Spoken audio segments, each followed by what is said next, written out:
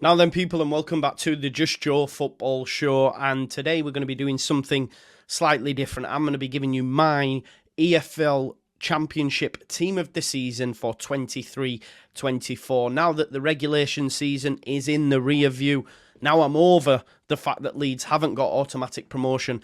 I'm going to be running through my 1 to 11 Championship Team of the season. I have settled on a 4-2-3-1 formation. I'll go through it. There are a few surprises in there. There'll be some noses put out of joint. But again, this is my opinion. This is my preferred Championship Team of the season. If you don't agree with it, let me know in the comments. Well, without further ado, smash a like on the video. Subscribe to the channel, get your comments in, hit that notification bell, and let's get into it. Okay, it's 1-0. We're fucking down. 13th in the Championship. The takeover happened, as I said it would. People will be... Oh, when have we got Leeds?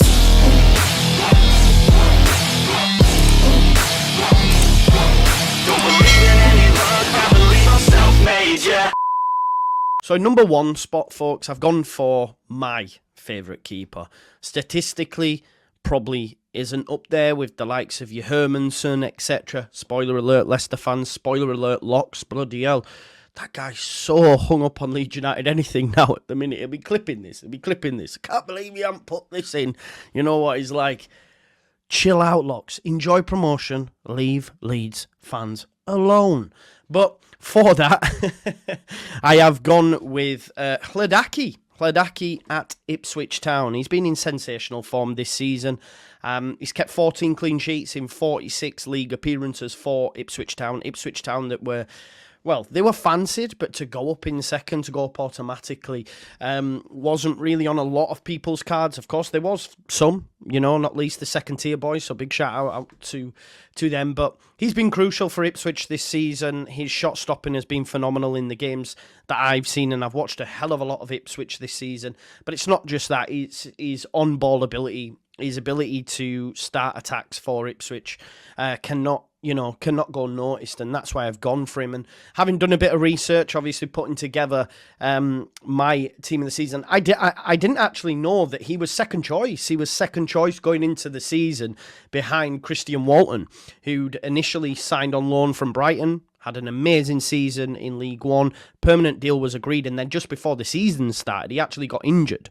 And that meant Hledaki then got a chance to impress, and impress he has, you know, because now Hledaki will be Ipswich's number one going into the Premier League campaign. So he's taken the league by storm. And of course, Kieran McKenna made him his number one, and you can see why. And for me, he would be my pick. Of course, you can mention Victor Johansson, Hermanson, etc. Some special mentions, even Angus Gunn at Norwich City. But I have settled on the Czech stopper, Hledaki, as my number one. Now we're going to be doing the back four. So at right back, for me, I've gone with Kyle Walker-Peters. Look, at the end of the day, I'm surprised he even stayed in the Championship. I thought someone would have picked him up in the summer. Even in January, no one bothered. You know, this guy, of course, has caps at international level as well. And what a season he's had. You know, he was named in the Sky Bet Championship Team of the season. He's versatile. As I say, he's not just operated on the right, although majority of his time has come at right back. He's also been present on either side. And sometimes when you watch him as well, obviously he plays inverted, but he just pops up anywhere. You know, okay, his numbers in terms of 2 goals and 4 assists could be better. But I just think he's played a significant role in Saints, you know, keeping 12 clean sheets. I hate to say it, but my favourite for the playoffs as well. So he's contributed both offensively and defensively, and you can see that with his inclusion in Team of the Season, although the Team of the Season in the Championship wasn't the best. And there's some notable omissions from my Team of the Season in comparison to theirs, but he's been a standout performer in the Championship this season, and his contribution's been vital for Southampton. I don't think you can go far wrong with him. I do like Ricardo Pereira. I think he's had a great season at right back as well. Perry and G at Cardiff City also. But for me, you can't look past Kyle Walker-Peters. On the left-hand side of defence, I think arguably outside of the striker position, probably the easiest pick. For me anyway, when putting together this team, is Leif Davis, formerly of Leeds United, promoted now to the Premier League, a Premier League left-back. It will be seen how well he does, because defensively he hasn't been great, but a fullback, any fullback that gets 18 assists is a joke. You know, it's record-breaking numbers. The highest assist achieved by a defender in the Championship ever, I believe.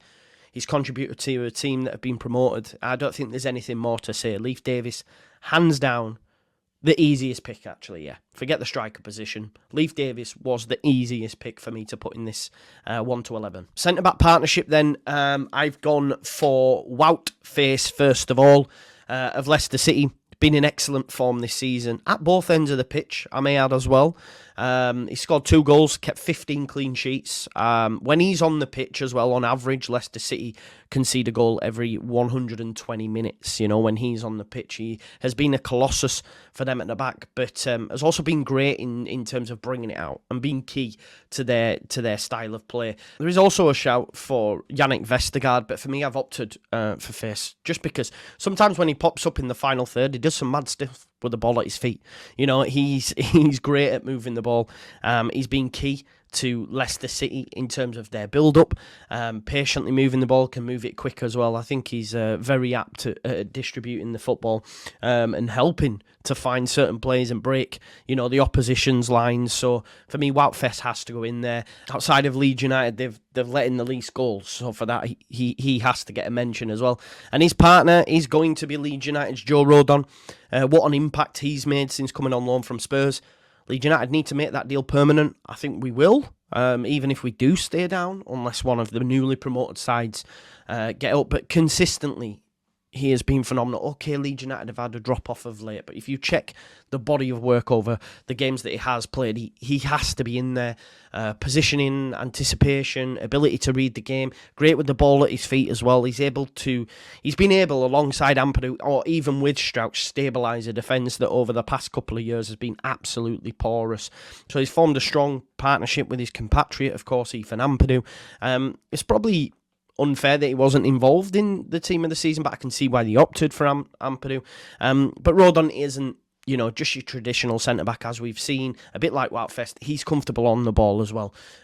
He's got decent passing accuracy and has been crucial to Farke's playing style. Let's not forget as well, he was part of that team that kept 10 clean sheets and conceded just 3 goals in like 13 games, and them 3 were all from set pieces. They weren't from open play, which was insane. So he has to go in there for me. So my back 4, or back 5 if you like, is made up of Hladaki in goal, Kyle Walker-Peters at right back, centre-backs of Wout Faes and Joe Rodon, and then left-back Leif Davis. I don't think you can go far wrong there. Of course, you can mention Vestergaard, Ricardo Pereira, as I've mentioned, Jacob Greaves, Perry and G, Wesley Hoyt even at Watford, but they're my 4. They're my 4 at the back, plus Hladaki in goal. Now, moving into midfield, I have gone with another Leeds player first and foremost. There'll be Leeds fans that will be scratching their head as to why he was omitted from the defence, but seeing how well he's played in midfield and also at the back, I have to go with Ethan Ampadu.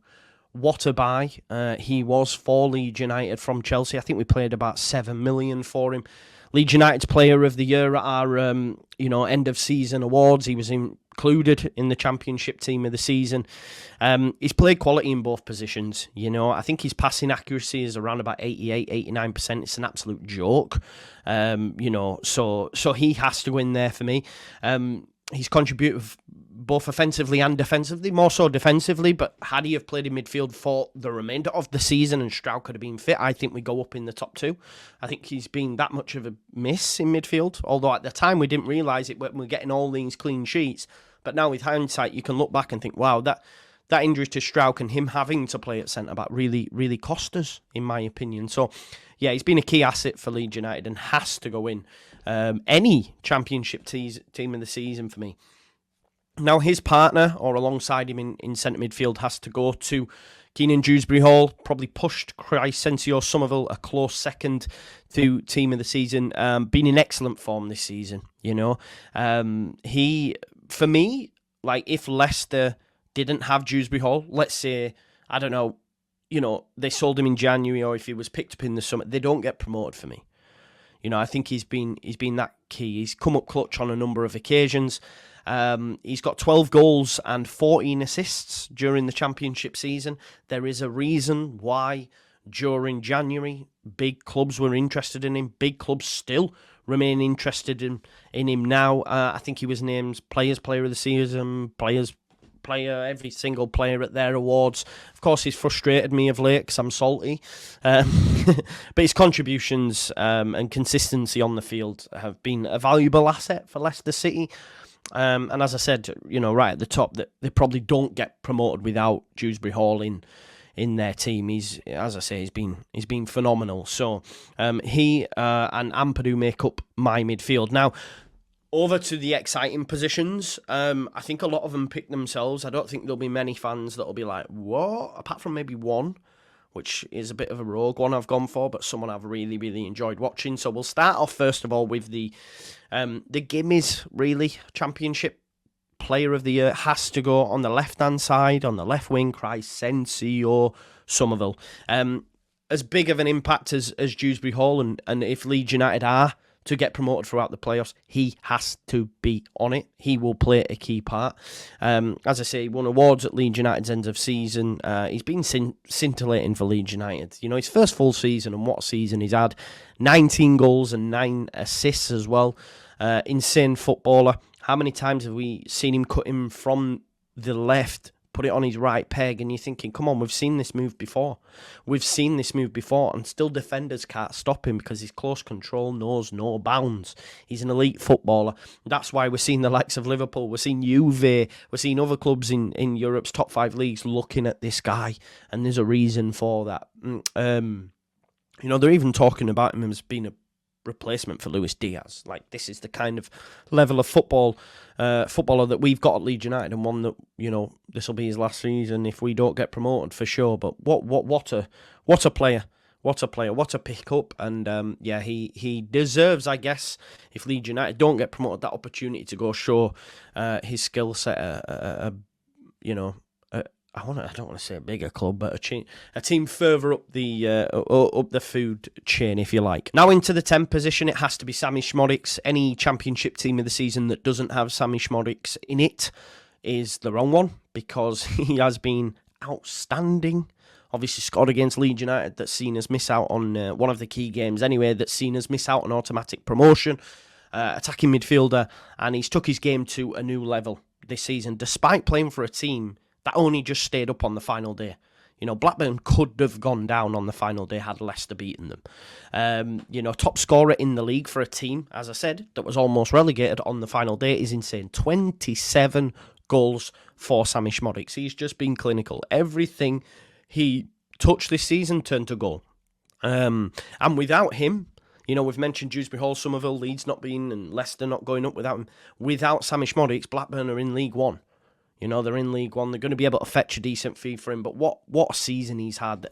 And you could argue he probably may have deserved Player of the Year because he was doing it at a lower-end team. With a few more key players in there. Not losing the likes of Wharton, who's now ripping it up at Palace, by the way. And there's even talk of Wharton getting a Euros call-up. This is how good he was. Without Adam Wharton for half of the season, had they have had them players, they'd have been way up the league. He probably would have got more goals. So, yeah, what a season Sammy Szmodics has had. On the right-hand side now, and this is where it's probably going to shock a few people because there have been some great players that have played there this season, but I've actually gone for, and maybe there is recency bias attached to it, but it's a player that I've really enjoyed. It's a player that's come up clutch in key moments. It is Amari Hutchinson at Ipswich. He's actually on loan from Chelsea as well, which I didn't know, right? And I would say, if Leeds United get promoted, do what you can to sign this guy. Gazump Ipswich if you can. I genuinely didn't know he was on loan from Chelsea. Sign this guy. You're going to lose Nonto, you're going to lose Somerville. Throw the kitchen sink at Amari Hutchinson. I think he's a phenomenal player. And when I talk about coming up clutch, that's what he has done. He's a young lad, 20-year-old, and in key moments, in big moments of the season, he's been the player that's grabbed the game by the scruff of the neck. You just have to look at the performance against Hull City when he gets 2 absolute wonder strikes to see them get a point, which meant that it was back in their hands on the final day. He's had a phenomenal back end to the campaign. As I say, he struggled for minutes early doors, but I think he made a significant impact in, I think he scored against Southampton a crucial moment around about September time. And then from then, he's just got better and better, and his minutes have improved. And the running, the last 10, 15 games, he played nearly every minute, you know. And I talk about being clutch. He scored late goals against West Brom, Birmingham City, Rotherham. Obviously got the 2 against Hull City as well. So 10 goals in total, 5 assists. Okay, he only played 20 games, or started 20 games. So that's maybe, you know, where the questions come in, especially when you consider, say, someone like Fatu. You might even look at Morgan Whittaker, who I've really enjoyed. However, Morgan Whittaker has gone missing in the big games. I say big games, but in games against teams in the top 6, when I've watched him, he's gone missing. 2 games against Leeds, missing. Leicester, all these games, personally, I don't think he's come up. Obviously, you've got the likes of Philogene and stuff, but yeah, I've gone for Amari Hutchinson. It's a wild take. Well, I don't think it is that wild. I know Ipswich fans will definitely agree with me, but yeah, I've gone for Amari Hutchinson. I think he's been class, much like Somerville, you know, in terms of cutting in and hitting that. Just, yeah, you can't stop it. He's been, for me, yeah, just an enjoyable watch. As much as it's pained me whenever I've watched him, I've really enjoyed watching him. Now, of course, in that attacking line, before I get to the striker, honourable mentions, as I've said, Morgan Whittaker, Fatawu at Leicester, our own Gio Rutter. If Gio Rutter could finish, wow. What a player you have on your hand. He really needs to improve that part of his game. Jack Clark as well. I think Jack Clark, had he not gone injured for as long as he did, I mean, his numbers are crazy as well. He's probably Premier League bound. I've seen Leicester being linked with him. I know other clubs like Brentford. Teams at the bottom end of the Premier League are looking at Jack Clark. And, you know, I had the pleasure of watching Jack Clark when he burst onto the scene, because that's what he did, and then obviously his career faltered, and he's finding that now. But yeah, he's a joy to watch and a top player, and it can be unstoppable, so special mention to him. Just on midfield as well, sorry, I missed out some names. Gabriel Sara, Seri at Hull, Ben Sheaf, Finn Azaz, who I've enjoyed at Plymouth, and then again at Middlesbrough. He's improved going to a better side in Middlesbrough, so, you know, he was at Villa before that, so there's clearly a player in there as well. Harry Winks, I don't know if I mentioned him at the time, but yeah. And now, again, second easiest pick outside of Leif Davis, it's Adam Armstrong. How this guy, and I know Rutter got in ahead of him, so I should be like, well, a Leeds player got picked, da-da-da-da-da. And it's clear when the Championship EFL people did their team, it was based on Leeds, when we were knocking teams out of the park on that game where no one could score against us, and we were scoring goals, and it's clear they went a little bit too early. That's why it's probably better to wait till the end of the season. But it had, you know, the fact that this guy didn't get in is insane. Adam Armstrong, 21 goals in 46 matches this season for Southampton. Clinical. This is what I'm saying. Like, this is where I look to Southampton as arguably the favourites for the playoffs. When you've got, you know, we've mentioned Walker-Peters, their midfield, Smallbone, Flynn Down, Shea Adams, but they have that striker that, you know, needs 1-2 chances and he'll find the back of the net, and has scored in both games against Leeds United as well. And it's not just been goals. It's not just been goals, because he's assisted as well. He's got 13 assists, a massive 34 G&A over the course of the season. He's absolutely insane. And it is a travesty and a joke, really, that the EFL team of the season didn't have him in. So he has to go in for me. Manager, Kieran McKenna, easy. I think Danny Rawle deserves a mention at Chef Wednesday. Cifuentes, Farker for his run, of course.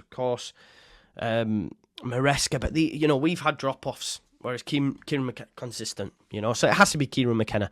And just to run through them honourable mentions again: Hermanson, Vestergaard, Pereira, Jacob Greaves, Perry and G, Wesley Hoyt, Gabriel Sara, Harry Winks, Seri at Hull City, of course, Ben Sheaf, Finn Azaz, Jack Clark, Whittaker, Fatawu and Rutter. They're sort of my honourable mentions. I'd probably miss more as well.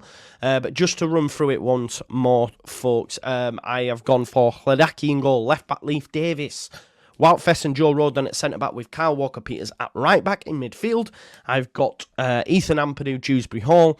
In the 10, Sammy Schmodics, with wingers Somerville and Amari Hutchinson. And then up top, Adam Armstrong. I think that's a very, very good team. But there will be some positions up for debate. So I want you to tell me in the comments what you make of my championship team of the season. Where did I go wrong, or where did I go right? Let me know. Please smash a like on the video, subscribe to the channel, get your comments in and hit that notification bell, and I'll see you in a bit.